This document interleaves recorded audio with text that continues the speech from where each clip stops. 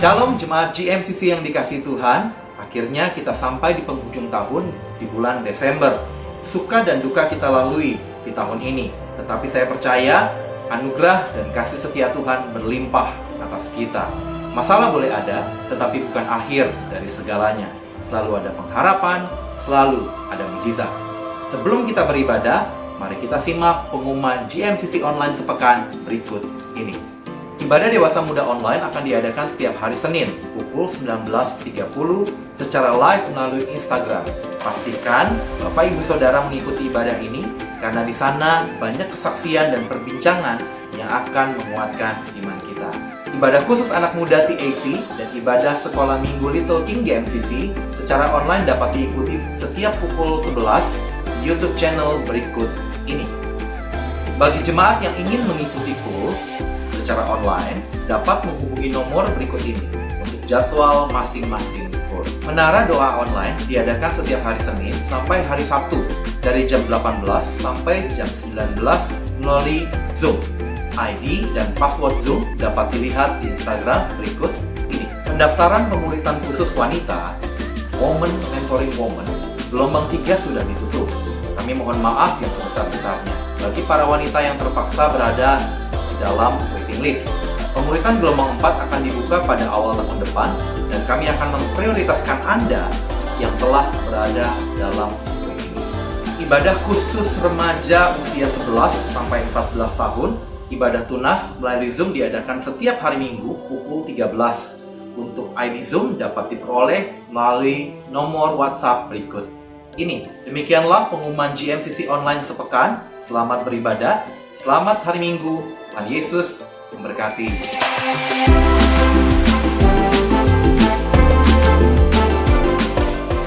Saya boleh tangan-tangan yang bersuka cita Bapak Ibu Saudara. Boleh kita sama-sama bangkit berdiri. Beri kemuliaan buat nama Tuhan, katakan haleluya.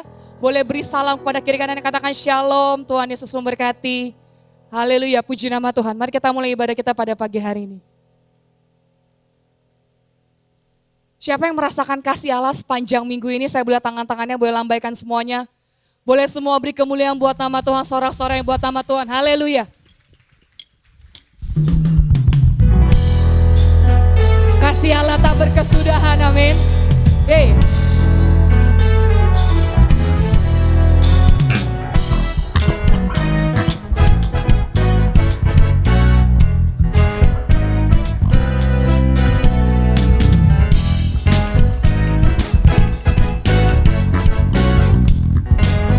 Sama-sama kita akan kasih Allah. Kasih Allah tak berkesudahan, selalu baru di setiap pagi. Amin. Tak pernah berakhir seumur. Sekali lagi katakan kasih Allah tak berkesudahan. Kasih Allah tak berkesudahan, selalu baru di setiap pagi. Rahmat-Nya pun tak pernah berakhir seumur hidupku. Dengan sukacita ku kan menari, dengan sorak-sorai memuji. Ku naikkan pujian, haleluya, nyanyi bagi Dia Sang Raja, nyanyi bagi Dia Sang Raja selamanya. Kasih Allah tak berkesudahan, selalu nice. Rahmat-Nya pun tak pernah berakhir seumur. Sekali lagi dengan iman katakan kasih Allah. Kasih Allah tak berkesudahan, selalu baru di setiap pagi. Rahmat-Nya pun tak pernah berakhir seumur hidupku.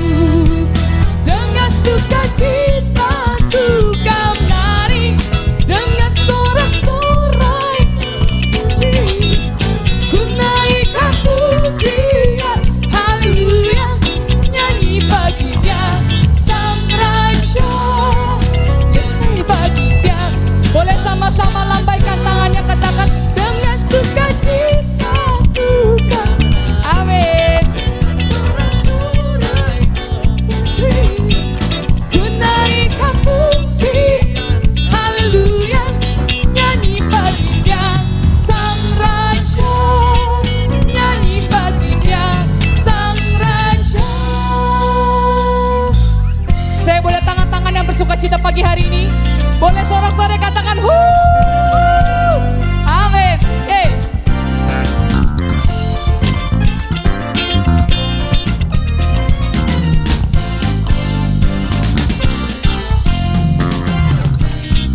Bukan lari dengan sorak-sorai memuji, ku naikkan pujian, haleluya, nyanyi baginya sang raja, nyanyi baginya sang, sekali katakan nyanyi, nyanyi baginya sang raja.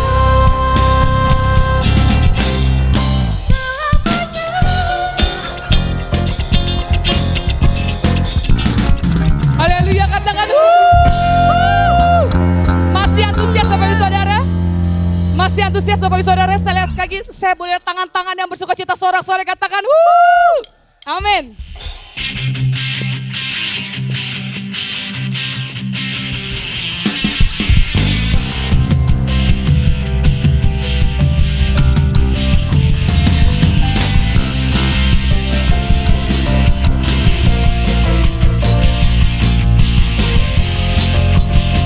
Sama-sama kita akan sebab Tuhan kita maha besar.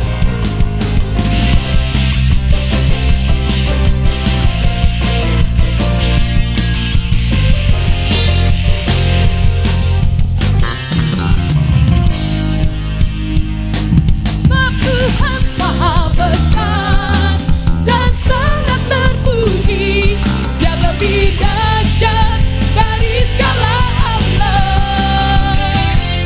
Sebab Tuhan maha besar dan sangat terpuji, Dia lebih dahsyat menghancurkan musuh. Sekali lagi katakan sebab Tuhan maha besar dan sangat terpuji, Dia lebih dahsyat dari segala Allah. Sebab Tuhan maha besar dan sangat terpuji, Dia lebih dahsyat menghancurkan musuh. Amin.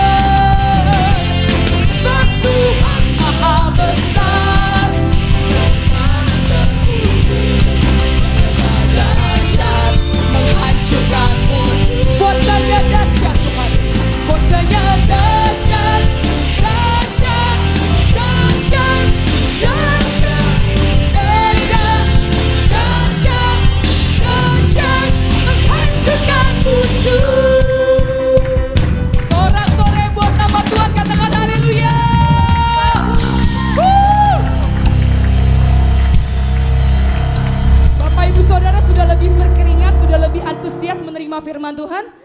Boleh semuanya saya angkat kedua tangannya semuanya ke atas. Sebab Tuhan maha besar dan sangat terpuji. Dia lebih dahsyat dari segala alam. Suaranya nggak kedengaran Bapak Ibu Saudara. Sebab Tuhan maha besar dan sangat terpuji. Kuasanya dahsyat menghancurkan musuh. Kuasanya dahsyat, dahsyat, dahsyat, dahsyat. Kuasanya dahsyat, dahsyat, dahsyat menghancurkan musuh. Haleluya. Beri kemuliaan buat nama Tuhan Saudara. Silakan duduk kembali Bapak Ibu Saudara. Kita akan masuk dalam firman Tuhan, mari kita siapkan hati kita yang terbaik.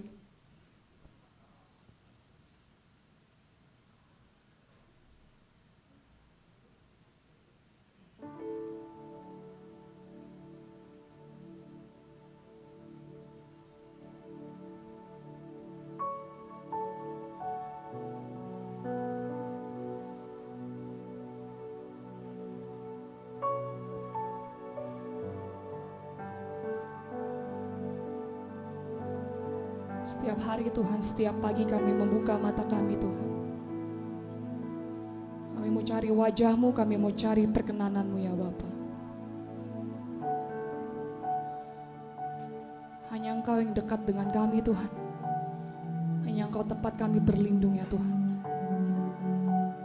Terima kasih ya Bapa, terima kasih Tuhan. Terima kasih Tuhan.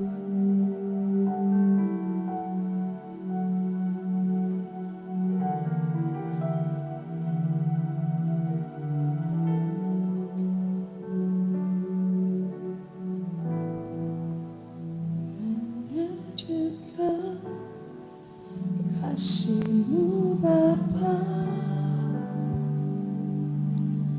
jiwaku pun tenteram.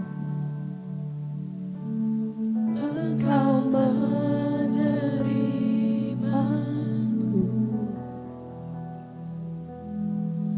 dengan sepenuhnya. Walau dunia melihat rupa, namun Kau memandangku sampai kedalaman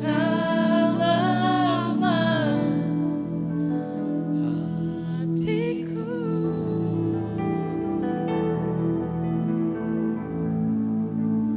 Tuhan, inilah yang ku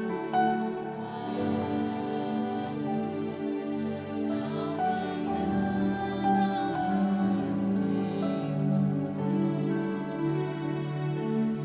jauh melebihi semua yang terdekat sekalipun. Tuhan, inilah yang Kau menjaga hatiku, supaya kehidupan memancar senantiasa.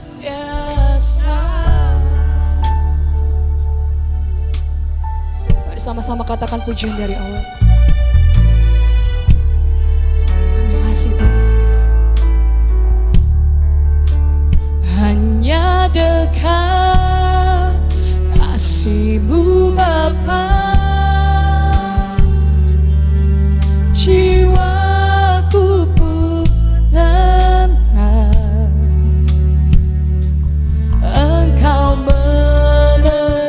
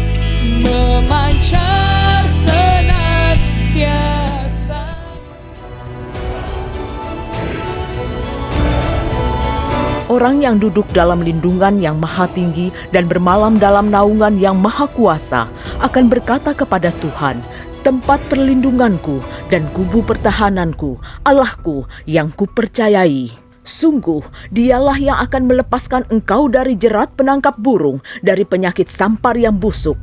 Dengan kepaknya, ia akan menudungi engkau. Di bawah sayapnya, engkau akan berlindung. Kesetiaannya ialah perisai dan pagar tembok. Engkau tak usah takut terhadap kedahsyatan malam, terhadap panah yang terbang di waktu siang, terhadap penyakit sampar yang berjalan di dalam gelap, terhadap penyakit menular yang mengamuk di waktu petang. Walau 1.000 orang rebah di sisimu dan 10.000 di sebelah kananmu, tetapi itu tidak akan menimpamu.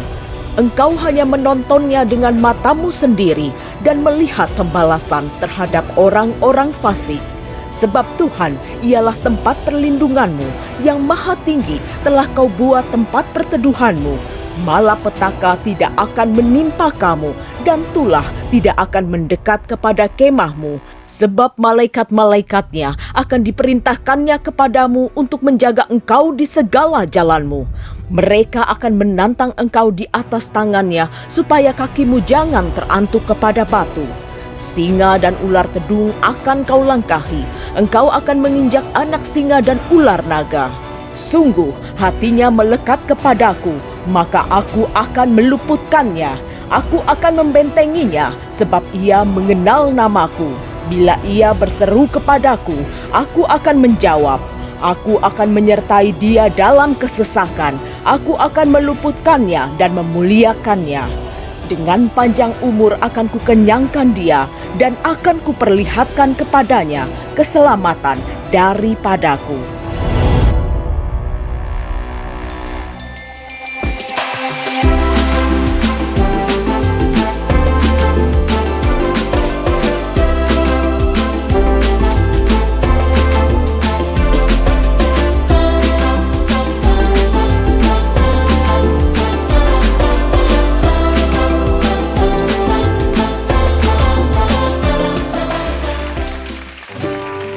Seruan doa puasa bersama dimulai tanggal 7 Desember sampai 27 Desember 2020 dengan pokok doa sebagai berikut.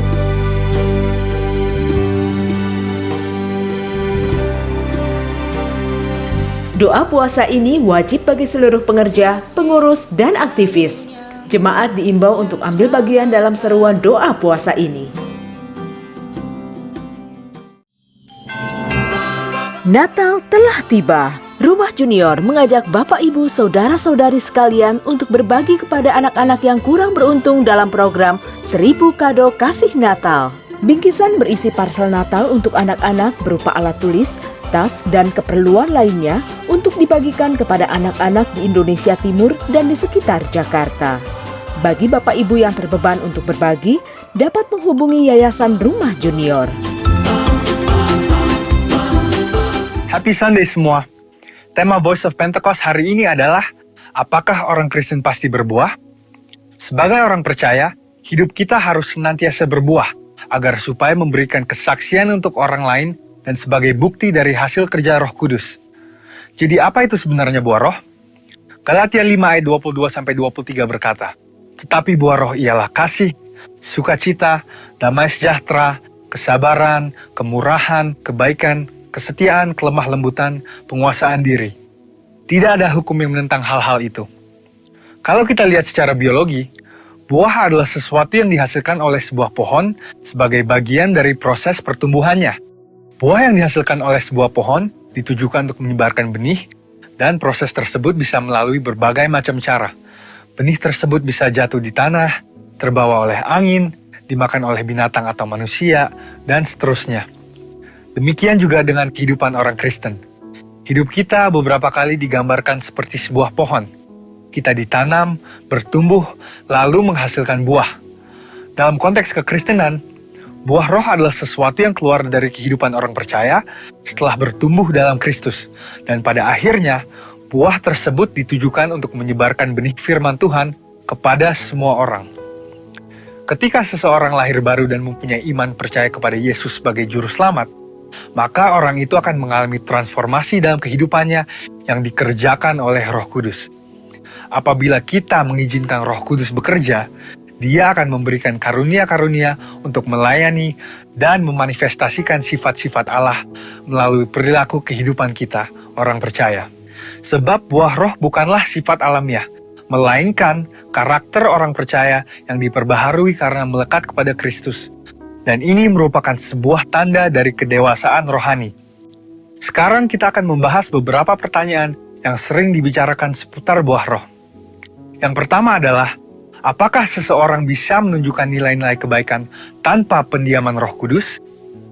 Untuk bisa berbuat baik, seseorang tidak harus mengenal Roh Kudus. Banyak orang dunia berbuat kebaikan yang bahkan kadang terlihat seakan-akan lebih baik dari orang percaya. Hal ini karena semua orang dimanapun mereka berada dan dari budaya atau keluarga apapun bisa menerima dan menyetujui prinsip-prinsip buah roh. Namun ada perbedaan yang mendasari prinsip-prinsip dari buah roh tersebut antara orang percaya dan orang dunia. Bagi orang percaya, prinsip-prinsip buah roh dilakukan untuk memuliakan Tuhan. Semua ditujukan untuk menyenangkan Dia dan firman Tuhanlah yang menjadi standar untuk prinsip tersebut. Tetapi untuk orang dunia, yang hidupnya dikuasai oleh kedagingan dan tidak didiami serta dituntun oleh Roh Kudus, prinsip perbuatan baiknya didasari oleh pemahaman orang itu sendiri dengan motif yang berbeda-beda.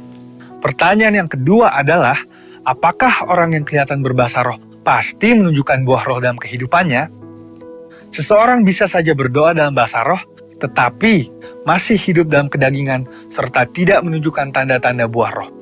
Sebab dibutuhkan upaya oleh orang percaya supaya Roh Kudus senantiasa bekerja penuh, memimpin, dan membentuk karakter Kristus di dalam diri kita masing-masing. Sekali lagi, hal ini sama seperti sebuah pohon. Agar menghasilkan buah, maka pohon tersebut harus dirawat dan diberikan nutrisi supaya bisa bertumbuh dan menghasilkan buah. Seperti yang tertulis dalam Mazmur 1 ayat 1-3. Jadi, berbahasa roh tidak menjamin bahwa buah roh ada di dalam kehidupan seseorang. Bagaimana caranya supaya bisa menghasilkan buah roh? Kita harus melakukan disiplin rohani seperti bersaat teduh, berdoa, berbahasa roh, merenungkan firman Tuhan, bersekutu dalam kul, ikut pelayanan, membantu orang percaya untuk dapat hidup dalam pimpinan Roh Kudus, dan memberikan pelajaran praktis, sehingga mereka pun dapat menghasilkan buah roh dalam kehidupan mereka. Pertanyaan yang ketiga adalah, apa dampak buah roh dalam kehidupan orang percaya? Sama seperti buah yang berasal dari pohon tidak dimakan dan dinikmati oleh pohonnya sendiri, demikian juga halnya dengan buah roh. Buah roh yang dihasilkan oleh orang percaya ditujukan untuk membuat dampak kepada orang lain di sekitarnya. Rasul Paulus mengatakan bahwa orang yang menghasilkan buah adalah orang yang hidup sebagai anak-anak terang. Orang percaya yang menghasilkan buah roh pasti akan berdampak kepada orang lain di sekitarnya. Orang percaya dipanggil dan ditetapkan oleh Tuhan untuk menjadi terang yang dapat dilihat oleh orang lain. Jadi, tujuan akhir dari buah roh adalah supaya lebih banyak orang datang mengenal Tuhan Yesus akibat kesaksian hidup kita. Mari kita mengambil keputusan untuk terus menjaga dan merawat kehidupan rohani kita, supaya nanti pada waktunya, hidup kita juga menghasilkan buah untuk kemuliaan Tuhan. Saudara, untuk penjelasan lebih lengkapnya dari tim teologi kami, jangan lupa buka link yang ada di atas atau scan barcode yang tersedia. Selamat hari Minggu, Tuhan Yesus memberkati. Hari ini saya mau berbicara tentang sebuah harapan. Apa sih harapan saudara? Kalau saudara buka di Google, adalah dasar bentuk kepercayaan, sesuatu yang kita inginkan tetapi kita belum melihatnya. Seperti iman juga. Jadi dasar, bentuknya dasar kita percaya bahwa suatu saat saya akan memperolehnya. Kalau saudara suami istri baru menikah, mengharapkan ada anak nanti lahir. Kalau saudara suami istri mengharapkan suatu saat nanti perusahaannya makin berkembang, pekerjaannya makin berkembang, makin dipromosikan. Suatu saat saudara mengharapkan nanti waktu saudara menikah, bukan saja pernikahan 3, 5, 7 sampai 10 tahun, tetapi saudara merencanakan, berharap sama Tuhan biar pernikahan ini langgeng saudara. Itu pengharapan saudara. Makanya firman Tuhan dasar dari segala sesuatu adalah percaya. Iman ditambah pengharapan adalah segala sesuatu untuk yang kita dapati. Amin saudara. Nah, minggu lalu saudara, saya menerima telepon dari teman saya yang sudah hampir 30 tahun gak ketemu. Lost contact saudara ya, teman selevel seangkatan saya. Lalu tiba-tiba lagi di Peak Avenue saudara, saya pakai masker, dia pakai masker, dia bilang gini, Paulus ya? Ngomong Paulus siapa ya? Saya iya. Paulus kan? Iya siapa ya? Jadi gimana cerita. Karena dia mau meeting, saya mau makan, jadi kontek-kontekan lewat WA. Kita gini saudara, lu tau gak lu, tahun 98 itu kolaps. Rumah tangga, papa, perusahaan tuh kolaps-kolapsnya. Nih anak jenius saudara menurut saya, karena teman sahabat saya saudara. Anak ini punya semangat fight-nya tuh tinggi banget saudara. Cewek tapi kalau sama cowok mau diajak berantem sama dia saudara. Jadi mukanya tuh lembut tapi hatinya rainbow gitu ya saudara ya. Tapi cinta Tuhan saudara. Lalu mulai tanya saya, sekarang di mana? Oh, gue sekarang tinggal di Swiss. Dengerin ya, dia cerita ya. Saya seperti sampai nggak bisa ngomong, dia ngomong saudara. Gue sekarang tinggal di Swiss, nikah sama orang Prancis, bekerja sama pemerintah Jerman dan Indonesia. Hari ini gue diberkati banget Lus. Bener-bener gue punya harapan, ikut Tuhan gak nyesel. Dia ngomong gitu, bilang Lus betul-betul ikut Tuhan, ada harapan Lus. Padahal tahun 98 kolaps luar biasa. Dia akhirnya pindah ke Australia kuliah saudara, lama di Singapura, lalu ke Australia, lalu ke Jerman sekolah. Saudara bisa bayangin ya. Nih orang punya harapan yang besar. Lalu dia berkata, karena Yesus saya punya pengharapan. Yesus luar biasa. Dia ngomong sampai saya gini, lu kayaknya gak kena COVID ya. Kena, tapi Yesus luar biasa. Itu dia ngomong kayak mukul muka saya. Kamu bagaimana? Kita di sini kayaknya biasa-biasa aja ya. Udah patah semangat, dengar ibadah online udah males, nggak merasakan apa-apa. Tapi satu teman saya punya harapan yang luar biasa. Dasar kepercayaan untuk melihat sesuatu yang tidak bisa dilihat, tapi dia mengharapkan di dalam nama Yesus selalu ada harapan. Yang mengerti katakan amin.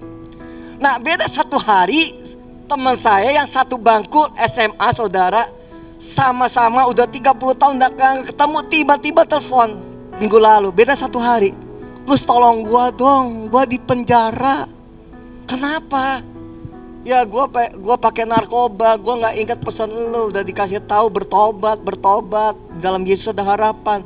Mereka orang-orang yang sama datang ke gereja bersama saya. Mereka sama-sama datang menyembah nama Yesus, tetapi mereka punya pengharapan yang berbeda. Yang satu punya pengharapan yang luar biasa, yang satu saudara sudah gak punya pengharapan. Waktu dikasih lihat gini, saya tanya gini, muka lu mana? Gue udah lupa. Mukanya dikasih lihat persis kayak Joker saudara. Kusut berantakan, umur sepantar saya, tapi mukanya udah kayak umur 50 lebih.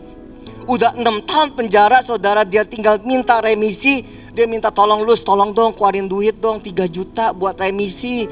Di pemerintah sini kan tahu kan, ada duit bisa keluar, ada duit bisa kasus beres. Keluarga udah gak ada, keluarga tinggalkan dia, istri tinggalkan dia. Saudara bisa lihat saudara, sama-sama satu gereja, sama-sama menyembah Tuhan, tapi sama-sama mengalami hal yang berbeda. Yang satu punya pengharapan di Swiss, menikah orang Prancis, ditarik pemerintah Jerman dan Indonesia untuk bekerja. Lalu dia tanya sama saya, urusin apa sekarang? Masih gereja? Masih gereja. Apalagi urusin yayasan. Oke, nanti gue pulang ya, gue kasih segepok ya, gue diberkati. Sampai gini loh, kenapa dua sisi orang ini berbeda ya? Saudara, hari ini saudara, hidup kita ditentukan betapa besar harapan yang kita miliki. Kalau saudara berkata saya kolaps, saya kena badai, tapi saudara sudah tidak punya pengharapan lagi untuk hidup, maka saudara terus kolaps dan terus kolaps dan terus kolaps. Mari kita buka saudara, Amsal 18 ayat 14. Orang yang bersemangat dapat apa? Menanggung penderitaannya. Tetapi siapa akan memulihkan semangat yang patah? Mari kita baca bersama-sama, 1, 2, 3. Orang yang bersemangat dapat menanggung penderitaannya, tetapi siapa yang akan memulihkan semangat yang patah? Mereka yang harusnya memberikan uang untuk keluarganya, tiba-tiba uang berkurang. Itu ada rasa loh saudara, gak nyaman sebagai pria. Ada rasa saudara, aduh gagal menjadi pria. Ada rasa tertolak, kenapa perusahaan saya bangkrut. Ada perasaan-perasaan itu. Bahkan Bapak Ibu yang di rumah juga ada perasaan-perasaan itu. Tapi firman Tuhan berkata, tetaplah bersemangat untuk kita bisa menanggung penderitaan kita. Saya makin lama saya liatin di jalanan saudara yang bawa boneka-boneka Teletubbies itu ya saudara ya. Banyak loh saudara, makin banyak. Kenapa? Mereka mengharapkan sebuah nasi bungkus dan nasi kotak pada jam-jam tertentu. Jam 12, jam 4, jam 5, jam 6. Mereka keluar semua. Yang dulunya yang pegang boneka Teletubbies adalah orang dewasa, papa mamanya. Sekarang anak kecil pun juga pengen saudara. Kadang dalam COVID ini waktu saya ada dapat uang, ya nggak seberapa, kita semua punya pendapatan turun kan saudara. Kalau saudara diberkati, berkati mereka. Kadang saya buka jendela pintu mobil saya langsung kasih 100 ribu. Gak bikin saya miskin kok, kasih 100 ribu, gede banget. 2.000 aja, 5.000 aja. Enggak buat saya miskin waktu saya memberi saudara. Malah saya tertawa, saya bahagia. Saya bisa kasih uang 100 ribu. Mungkin itu mimpi yang luar biasa untuk seorang anak kecil. 100 ribu. Biasa cuma dikasih 2.000, 500 perak, mungkin 5.000, sekarang 100 ribu.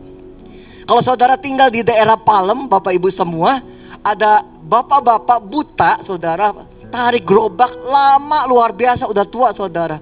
Lalu waktu saya belum ngerti orang ini siapa saudara, tangannya begini terus saudara. Gitu ya, dia pegang gerobak dia sampai lama bikin macet saudara. Orang langsung tenenenet, klakson banget. Saya juga kesel saudara, aduh udah pakai gerobak gede, jalannya pelan di tengah-tengah jalan. Tapi waktu saya jalan mau lihat saudara, ini orang siapa sih? Taunya bapak udah tua, matanya udah buta saudara, tapi masih mau bekerja. Karena apa? Dia punya pengharapan. Dia ingin nikahkan anaknya. Dia punya pengharapan. Dia pengen naik haji. Dia pengen punya pengharapan. Dia bawa sesuap nasi untuk anak cucunya. Harapan. Suatu saat saya pergi ke daerah Blok M saudara. Ketemu tukang parkir, ibu-ibu wanita sudah tua. Aduh saya gak tega ya lihat kayak gitu ya. Saya samperin, saya ajak ngomong, Bu udah jadi tukang parkir di Jakarta berapa tahun? Udah 15 tahun, Bapak di mana? Bapak lagi sakit jantung, gak bisa kerja. Jadi saya mesti cari uang parkiran supaya biaya pengobatan Bapak. Dan rumah di mana Bu? Rumah itu saya gak tahu jalan apa, saya lupa ya saudara ya. Lagi banjir, semua kita lagi ngalamin kesulitan. Tapi saya tetap lupa semangat lu kerja, lupa. Dengar baik-baik loh saudara. Dia tukang parkir, ibu-ibu sudah setengah bayar, semangat. Karena apa? Dia lagi mau menyembuhkan suaminya yang lagi sakit jantung. Dan melihat anaknya lagi sekolah di Solo untuk ambil sekolah guru. Dikasih lihat anaknya, wih cantik loh saudara. Saya bilang nanti saya kalau ke Solo saya ketemuin ya Bu ya. Cantik gitu loh, ayu luar biasa saudara. Lalu saya bilang, ibu tinggal di mana sana? Lalu saya bilang gini, karena situasi itu banjir saudara, saya bilang gini, Bu besok saya datang lagi. Di Kebayoran saya di Pluit saudara, besok saya datang lagi, ibu tunggu sini ya. Nah besok saya bawa kasur baru, saya bawa apa lagi ya, sembako, saya bawa beras, saya bawa ini, saya bawa ini, saya bawa ini. Dan sampailah saya kasih dan ibu itu berterima kasih. Ibu ini mendapatkan sebuah harapan. Harapan itu membuat dia kuat untuk bisa bertahan walaupun kakinya sudah tidak kuat, walaupun badannya sudah tidak kuat. Tapi semangat yang patah tidak bisa dipulihkan kalau saudara tidak sadar sendiri. Bapak Ibu yang di rumah boleh buka Filipi 4 ayat 8. Nah firman Tuhan tuh berkata gini, Rasul Paulus tuh dia tulis buat di surat Filipi, kepada Filipi dia bilang gini. Jadi akhirnya Filipi saudara-saudaraku, semua yang benar, semua yang mulia, semua yang adil.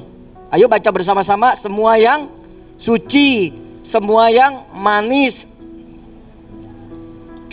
semua yang disebut kebajikan dan patut dipuji, pikirkanlah semuanya itu. Kalau saudara udah gak bisa mikir yang manis, yang indah, yang mulia, yang suci, yang enak, yang membuat semangat, yang membuat bergairah. Saudara dengar baik-baik, saudara adalah orang yang sudah patah semangat dan sudah tidak bisa berpikir baik-baik. Di quotes Instagram saya saya tulis gini saudara, orang yang terus mengeluh lalu tidak bisa tertawa, lepas bahagia gitu saudara, hidupnya terus menderita, biasanya orang itu udah gak punya harapan hidup. Kenapa orang pengen bunuh diri? Karena keluarganya sudah gak memperhatikan dia, pekerjaan sudah tidak ada, bisnis bangkrut, tidak bisa yang ada diharapkan, gak punya anak, gak punya ini, semuanya sudah hilang. Daripada hidup terus tapi menderita, lebih baik mati. Nah itu orang yang udah semangatnya patah, sudah tidak bisa ditolong lagi. Berarti saudara dan saudara yang di rumah, kita masih punya harapan dong. Saya masih punya harapan besar terhadap anak-anak saya. Junior Ferrer, kemarin dia main Mobile Legends saudara, menang juara berapa nggak tahu, pokoknya menang saudara.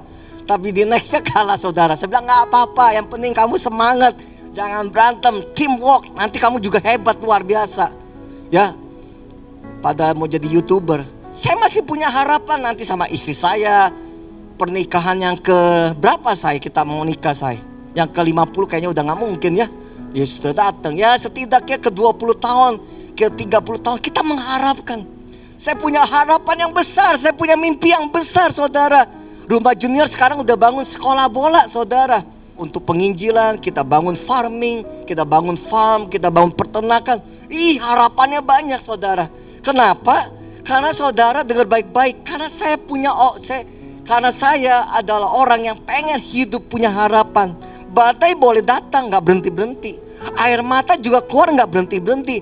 Tapi kita di dalam Yesus juga gak mau kalah dong. Lawan badai dengan kekuatannya Tuhan. Yang setuju katakan amin. Jadi kalau saudara melihat, aduh udah gak ada masa depan, itu kan kata saudara. Harapanmu mulai hilang.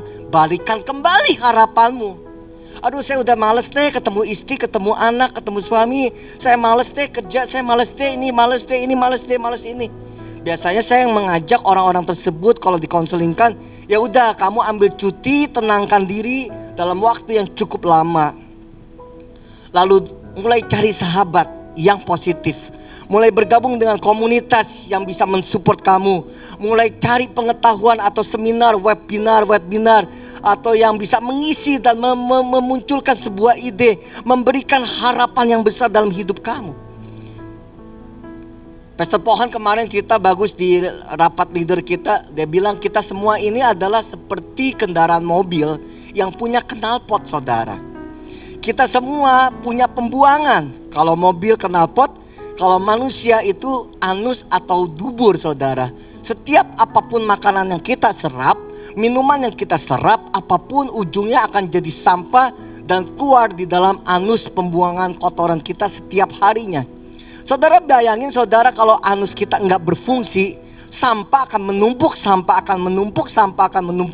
Dokter akan merobek, mengoperasi kantong di sini untuk membuang tinja di dalam saudara, saking susahnya. Nah saudara, kita punya hidup namanya kepahitan, iri hati, dendam, benci, sakit hati. Sehingga saudara hidup kita lebih banyak dendamnya, bencinya, sakit hatinya. Sehingga kita yang punya harapan besar udah gak punya harapan lagi.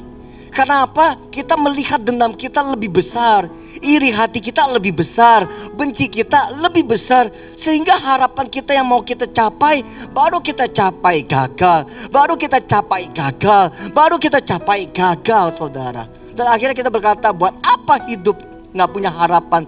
Buat apa bekerja lagi? Karena buat apa bekerja? Anak-anak juga nggak care. Buat apa bekerja? Istri juga nggak peduli. Saudara, bukan masalah peduli atau tidak peduli. Saudara dikasih harapan. Saudara miliki harapan supaya saudara bisa menangkan orang-orang yang tidak punya harapan. Kalau keluargamu udah nggak peduli, orang tuamu juga nggak peduli. Tapi balik lagi pertanyaannya, mereka gak peduli kesalahan siapa. Kalau kesalahan kita, mari kita rubah, mari kita bicarakan baik-baik. Atau saudara mengundang konselor pihak ketiga untuk menjadi juru bicara saudara. Tapi kalau semuanya udah dibereskan, mari kita peduli orang di sekitar sana yang sudah tidak punya harapan saudara. Kalau saudara menggunakan atau sering melihat Instagram, ada kitabisa.com. Begitu banyak orang menderitanya sangat luar biasa. Kadang saya berkata, aduh mereka hidupnya lebih sengsara daripada saya. Padahal saya juga sengsara. Tapi ada orang yang lebih sengsara lagi. Yang matanya udah meletus saudara. Udah bengkak kayak apa ya, kayak buah semangka besar, kaki besar. Dan tidak punya uang. Apalagi orang tuanya sebagai gojek. Aduh rasanya mau nangis. Tuhan pilih kita supaya kita punya harapan. Dan harapan kita yang kita punyai untuk menolong orang lain. Supaya kita punya harapan lebih lagi saudara. Pikirkan yang benar tentang suamimu. Pikirkan yang mulia tentang hidupmu. Pikirkan yang manis, yang enak dilihat. Jangan cepet-cepet bunuh diri saudara. Gak ada yang kubur loh sekarang, susah. Ya, bunuh diri aja. Ya udah, kecuali penyakit tertentu. Potong jalan aja. Jual diri aja. Ada yang kemarin ditawar gocapnya, boleh deh gocapnya kalau gocapnya ya. Ada 30 juta kayaknya instan semuanya. Ya bolehlah saudara. Tapi kan salah di hadapan Tuhan. Apalagi Tuhan Yesus sudah mau datang. Saudara, ada satu cerita di RCC, Romantic Couple Camp. Jadi semua suami istri, pasangan ikut camp saudara. Tentang keluarga tentunya. Saya sama istri juga ikut saudara. Tentang jatuh cinta kembali, tentang keterbukaan, tentang komunikasi. Lalu malamnya suruh honeymoon, dipaksa honeymoon, disiapin bunga, diranjang karena di hotel saudara. Membalik kembali masa lalu waktu kita jatuh cinta terhadap pasangan kita. Salah satu peserta saudara ada yang sangat diberkati dan mengalami pemulihan. Dari Medan, bapak ini orang Medan saudara, dia berkata, saya sama istri saya udah muak sekali. Saya pengen tinggalkan dia. Kalau bisa dia mati cepat, tapi gak mati-mati, makin hidup, makin sehat, makin gemuk, makin gendut lagi. Jadi setiap kali dia tugas keluar kota, dia ada rasa aman. Kenapa? Waktu dia di luar kota naik pesawat, lalu di dalam pesawat dia doanya gini, biar pesawatnya jatuh, pesawatnya kecelakaan, pesawatnya jatuh, pesawatnya kecelakaan. Kenapa? Dia gak mau pulang, gak mau ketemu istrinya, sudah gak punya harapan dalam keluarga. Tapi di ada sisi karena ada orang-orang mentor yang memberikan informasi, memberikan pengetahuan, membimbing, mendoakan dia semangat kembali. Lalu dia telepon istrinya, maafkan papa ya saya dipulihkan. Dan hidup mereka dipulihkan. Jadi untuk menemukan harapan nomor satu di dalam Yesus udah. Ketika saudara doa minta Roh Kudus memberikan hikmat, tiba-tiba ada harapan, secerca harapan keluar baru. Tiba-tiba saudara bergabung dalam kul. Oleh karena itu bapak-bapak ibu-ibu yang ada di rumah, yuk ikut kul kita. Hubungi di bawah ini, kontak dan berkata saya harus bergabung kul. Karena di masa sekarang kita butuh orang yang mensupport kita. Yang ketiga saudara, sampah kita harus dibuang. Knalpot asap kita harus dibuang lewat teman-teman yang mendoakan kita, mensupport kita. Yang keempat, kita harus ikut namanya mentoring saudara. Gereja kita sudah memulai woman to woman, man to man mentoring saudara.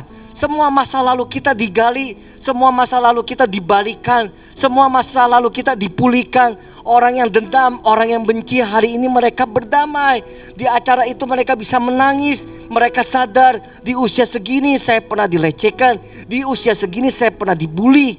Apa yang terjadi dalam diri kita saudara, pernah kita alami begitu lama trauma-trauma yang begitu kita simpan. Sampai hari ini kita menjadi keras, emosional, sensitif, mudah tersinggung, tertutup, terus membenci. Oleh karena itu Bapak Ibu semua, hari ini kita punya harapan. Amin saudara. Amin. Kita tepuk tangan buat Tuhan. Mari Bapak Ibu kita siapkan perjamuan kita. Bapak Ibu bisa mengambil roti di rumah atau air atau sirup. Kita mempersiapkan perjamuan. Mari kita angkat roti kita. Bapak Ibu, sebab apa yang telah kuteruskan kepadamu telah kuterima dari Tuhan, yaitu bahwa Tuhan Yesus pada malam waktu ia diserahkan mengambil roti. Dan sesudah itu ia mengucap syukur atasnya, memecah-mecahkannya sambil berkata, inilah tubuhku yang diserahkan bagimu, perbuatlah ini menjadi peringatan akan aku. Mari kita makan dalam nama Yesus.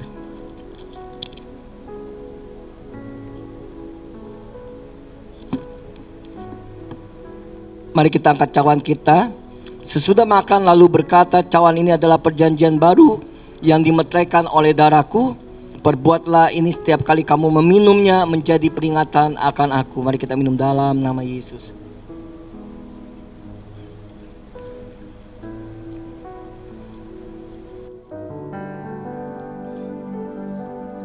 Katakan terima kasih Tuhan Yesus. Terima kasih, terima kasih, terima kasih Tuhan Yesus. Terima kasih Tuhan, terima kasih. Terima kasih Tuhan Yesus. Terima kasih. Terima kasih, terima kasih. Buat segalanya, terima kasih Tuhan. Terima Terima kasih, terima kasih. Terima kasih. Mari katakan terima kasih. Terima kasih Yesusku. Terima kasih Yesusku. Puji syukur hanya bagi Tuhanku. Terima kasih Yesusku. Terima kasih Yesusku. Puji syukur hanya bagi Tuhanku. Puji syukur hanya bagi Tuhanku. Puji syukur hanya bagi Tuhanku.